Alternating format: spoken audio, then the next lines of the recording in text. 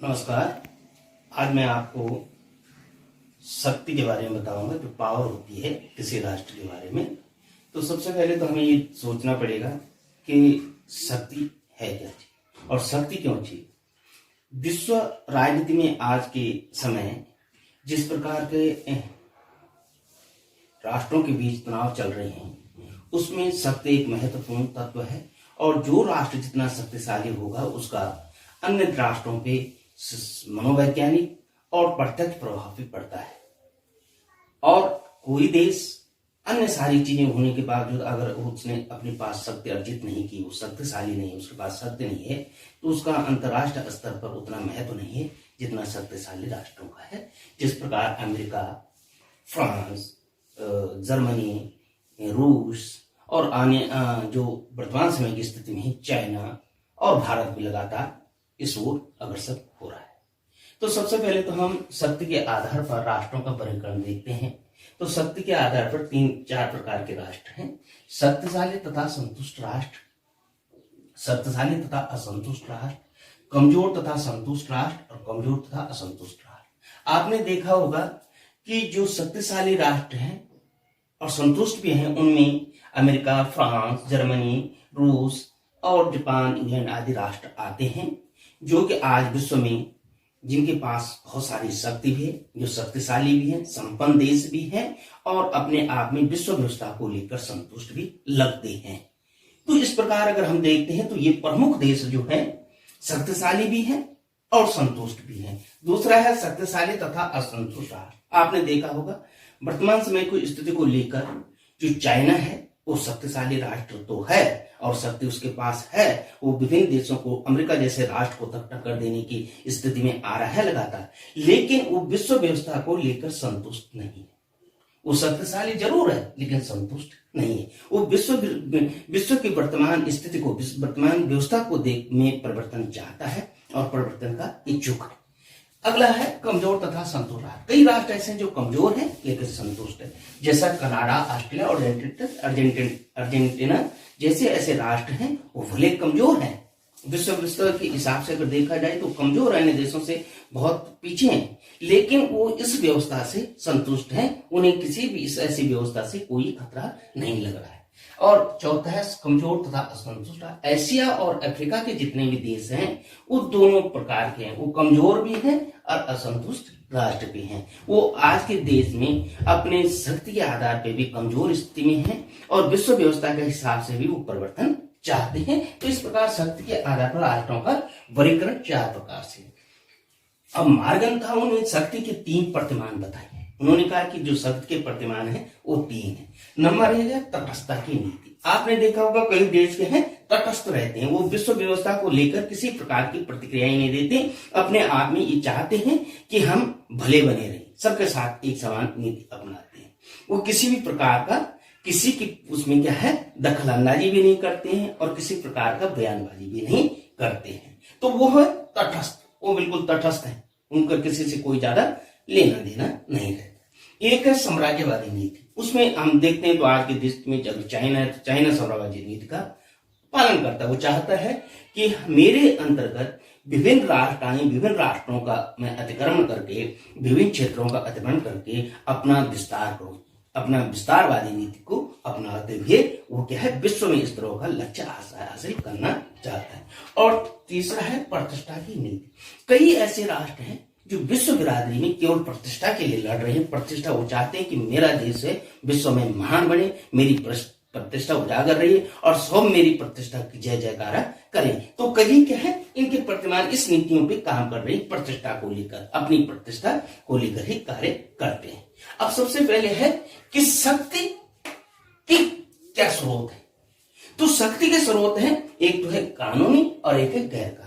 आपने देखा होगा विभिन्न राष्ट्रों को जो सरकार को जो शक्ति दी गई है वो कानूनी आधार पर दी जाती है। संविधान के अंतर्गत उनको शक्तियां दी जाती हैं और उस शक्ति का प्रयोग वो क्या करते हैं अपने राष्ट्र के विकास में करते हैं, अपने राष्ट्र के उत्थान में करते हैं, उनके नीति निर्धारण में करते हैं और जो कानूनी तौर से उसी के आधार पर उसका पालन करवाते भी हैं और करते भी हैं। अगर कानून निर्माण होता है तो उसी के आधार उन शक्तियों को हमने क्या है अपने सांसदों को चुना और उनको कहा है कि आप कानून बनाएं जिससे क्या है राष्ट्र का विकास हो, वहां की जनता का विकास होगा और उनका पालन हम स्वयं भी करेंगे। ये एक होता है गैर कानूनी। अब शक्ति क्या है आतंकवादियों के पास भी है, शक्ति क्या है दाऊद इब्राहिम के पास भी है, जिससे क्या पुलिस डरते, सरकारें तक डरती हैं। ये सारे जो आतंकवादी वो तो आप देखते हैं उनके पास कितनी शक्ति है, लेकिन वो शक्ति क्या है कानूनी नहीं है, वो गैर कानूनी है और वो उसका इस्तेमाल भी गैर कानूनी तरीके से करते हैं। वो किसी के विकास को लेकर उस शक्ति का प्रयोग नहीं कर रहे हैं, बल्कि गैर कानूनी तरीके से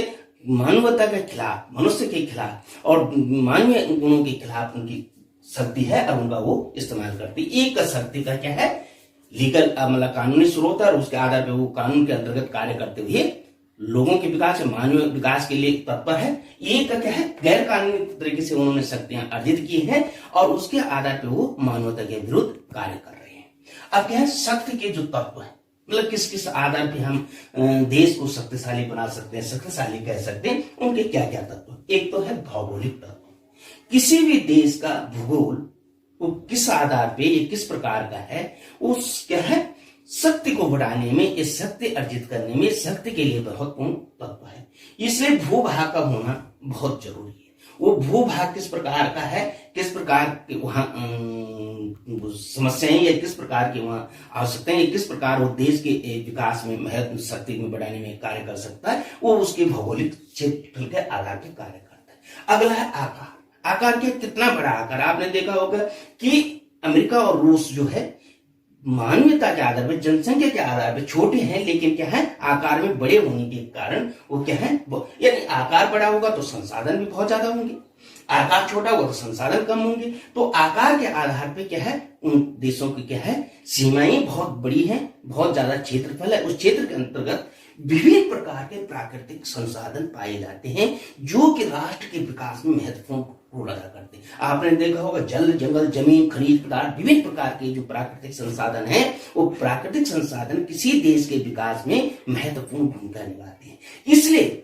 ये भौगोलिक तत्व आकार और प्राकृतिक संसाधन भी, और प्राकृतिक संसाधन भी भौगोलिक और आकार की दृष्टि में वहां की स्थिति को देखते हुए उनके महत्व को समझा जा सकता है। जल क्या अपने आप में बहुत बड़ा संसाधन जिनसे विभिन्न प्रकार की फैक्ट्रियां चलती हैं, पीने के लिए हुई सिंचाई के साधन होते हैं, उनमें जो पानी के जहाज हैं वो चलते हैं, आवागमन के साधन है, व्यापार के साधन है, ये सारी चीजें क्या है जल में प्राकृतिक संसाधन है, पेड़ हैं, पौधे हैं, ये सारी चीजें क्या करते हैं जहां ऑक्सीजन देते हैं वहीं कई प्रकार की जो रॉ मटेरियल है उद्योगों के लिए वो हमको प्राप्त होता है। जमीन है, जमीन होगी तभी तो हम क्या है उसमें खेती करेंगे, उसमें उद्योग लगाएंगे, विभिन्न प्रकार की चीजें उसी के आधार पर लगाई जाती हैं। उसके अलावा खनिज पदार्थ है, आपने देखा होगा अरब देश केवल क्या है पेट्रोलियम पदार्थों के मामले में बहुत ज्यादा है, अब उसी से वो धनी बनेंगे। जनसंख्या, जनसंख्या का बहुत बड़ा रोल है।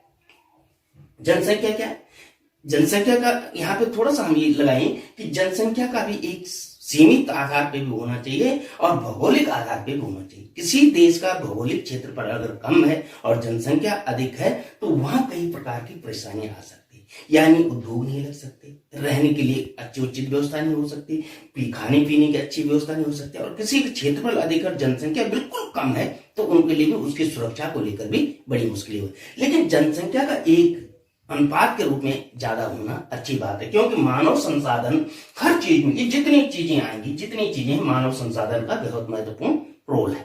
जितनी जनसंख्या ज्यादा होगी, वो युवा होगी, वो उतनी ज्यादा क्या है उसकी कार्य क्षमता होगी, कार्य करेंगे और वो क्या है देश के विकास में अपनी भूमिका निभाएगी। तो इस प्रकार हम देखते हैं कि ये जो जनसंख्या है ये अलग अलग देशों पर निर्भर करती है कि वो देश किस आकार के हैं, उनकी जनसंख्या क्या है। औद्योगिक क्षमता, उद्योग किसी देश की अर्थव्यवस्था में बहुत बड़ा रोल अदा करता है। आपने देखा होगा कि भारत में जनसंख्या बहुत ज्यादा है, क्षेत्रफल उतना नहीं है, उद्योग लगाए नहीं जा सकते, उसकी अर्थव्यवस्था कमजोर है। अमेरिका, रूस, फ्रांस के जो देश हैं उनके पास क्या है औद्योगिक क्षमता है। औद्योगिक क्षेत्र क्षमता के आधार पर विभिन्न प्रकार के उद्योग में विभिन्न प्रकार के हथियारों, विभिन्न प्रकार की चीजों को, वस्तुओं का उत्पादन करते हैं और जो विश्व बाजार में क्या है बेचे जाते हैं, जिसके आधार पर वो अपनी अर्थव्यवस्था को मजबूत करते हैं। और इस मजबूती के कारण क्या है वो देश क्या है, शक्तिशाली भी। मतलब शक्ति के लिए इस सारे तत्वों का होना कितना जरूरी है आप समझ। तकनीकी ज्ञान, जितना जिस देश का जनसंख्या पढ़ी लिखी होगी, टेक्निकल होगी, तकनीकी आती होगी, और वो तकनीकी के विकास पे क्या है, वो तकनीकी के ज्ञान पे वो विभिन्न वस्तुओं का उत्पादन करेंगे, विभिन्न चीज बनाएंगे। उनका उत्पादन करने के कारण क्या है, औद्योगिक क्षमता बढ़ेगी, उद्योग बढ़ेंगे, उद्योग क्षमता बढ़ने से उनका सामान बनेगा, और सामान क्या है, विश्व बाजार में बिकेगा। सैनिक क्षमता, यानी सैनिक क्षमता भी बहुत पेड़ करती है, क्योंकि सुरक्षा के लिए, किसी देश की सुरक्षा के लिए सैनिक बहुत आवश्यक है, और सैनिकों के द्वारा ही दूसरे देशों पे प्रत्यक्ष और अप्रत्यक्ष मनोवैज्ञानिक रूप से दबाव डाला जा सकता है। और वो अपनी सैनिक क्षमता अगर अधिक है तो वो अपनी सीमाओं को सुरक्षित रख सकती है, और सैनिक क्षमता के कारण ही दूसरे देशों पर भी प्रभाव डाला जा सकता है, जो कि क्या है, शक्ति के बढ़ाने का तत्व है। विचारधारा, आपने देखा होगा विभिन्न देश क्या है, अगर हम एक देश के अंतर्गत विचारधारा को लेकर कोई टकराव न हो और वो एकता के उसमें पिरोए गए हों, तो वो उतना शक्तिशाली होता है। फिर क्या है, विभिन्न विचारधारा के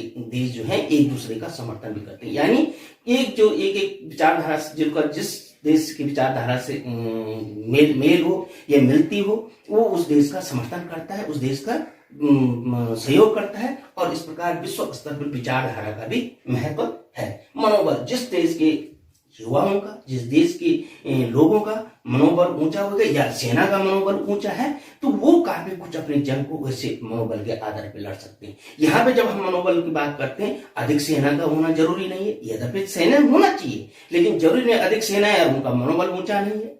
सेना कम है, उनका मनोबल ऊंचा है। जैसे क्या विश्व में आज इजराइल है, इजराइल की सेना का मनोबल बहुत ऊंचा है, और वो किसी भी स्तर से अपनी कार्रवाई करने के लिए, अपने देश की सुरक्षा के लिए मरने के लिए तैयार रहती है, और उसका मनोबल इतना ऊंचा है कि वहां क्या है, कोई पड़ोसी देश उस पर एकाएक आक्रमण करने की स्थिति में नहीं है और नहीं कर सकते, जबकि वो देश बहुत छोटा देश है। राष्ट्रीय नेतृत्व बहुत डिपेंड करता है। जिस देश का राष्ट्रीय नेतृत्व जिस तरह का होगा, कर्मठ, मनोबल में ऊंचा, प्रोत्साहित करने वाला, वो देश उतनी क्षमतावान होगा।